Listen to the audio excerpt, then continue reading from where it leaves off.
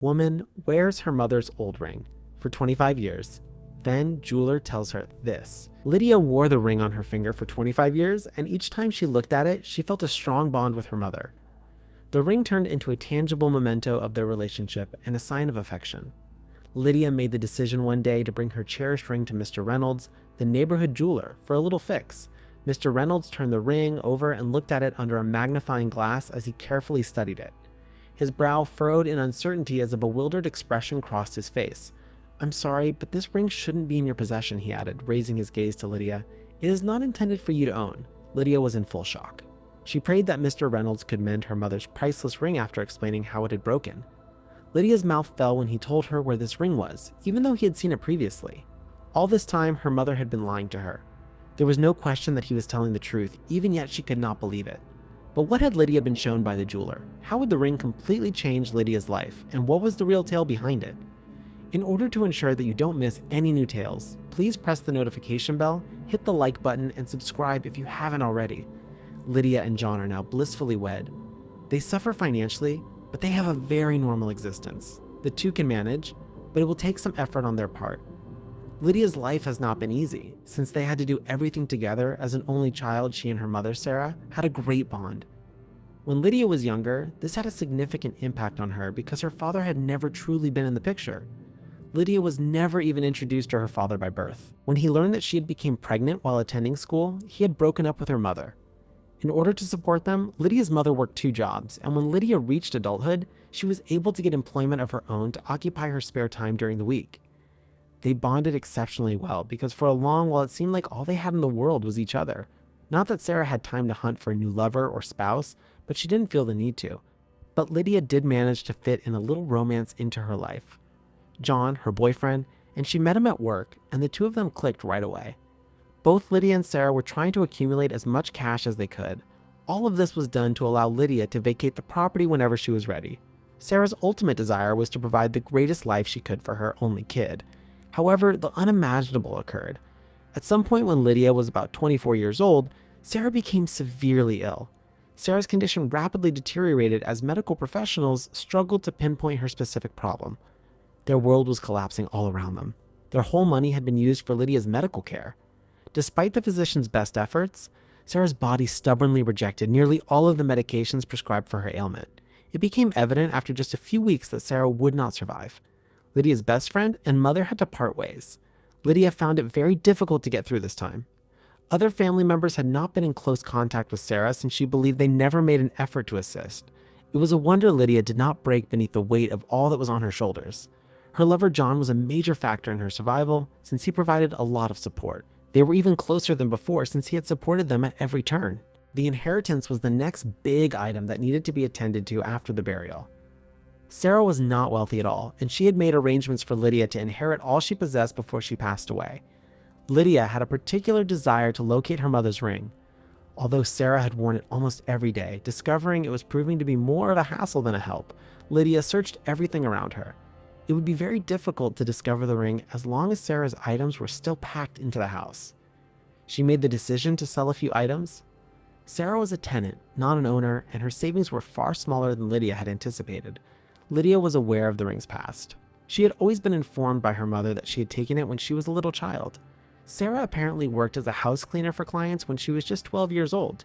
She was able to make the small amount of money she required to maintain her home. Sarah loved spending time at the houses she worked for since most of the homeowners were really friendly to her. However, it appeared that one of the women who worked for her was constantly incredibly cruel and unpleasant to Sarah for no apparent reason. Every time Sarah did something that she did not like, she used to strike her. Sarah was always searching for more jobs or locations to clean, even though she had no other houses to work at and she really needed the money. Sarah fled her employment immediately after finding another place to work in, but not before taking a ring she had found the day before. It served as her small act of retaliation. When Lydia was younger, she had always liked the story and accepted it as fact. She now saw her mother as fearless and a badass as a result of it. She had always wished to emulate this example. However, Lydia would ultimately discover that this was not the complete narrative. Now Lydia would wear the ring as a memory of her mother, just as Sarah had worn it proudly for years to remember the time she had stood up for herself.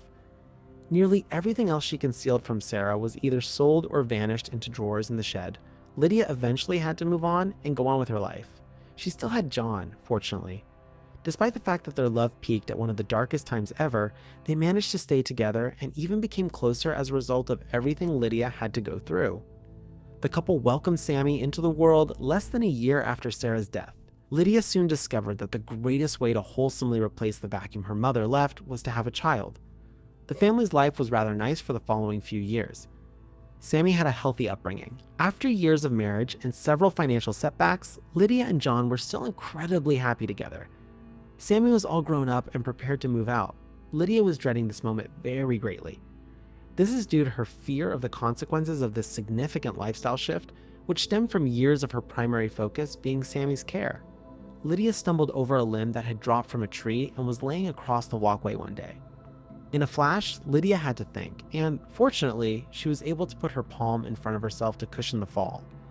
However, Lydia discovered something that made her feel hopeless as she attempted to get up. Her mother had dropped her ring. The ring was still on her finger, as it had been for the previous 25 years, but it was broken and no longer attached completely.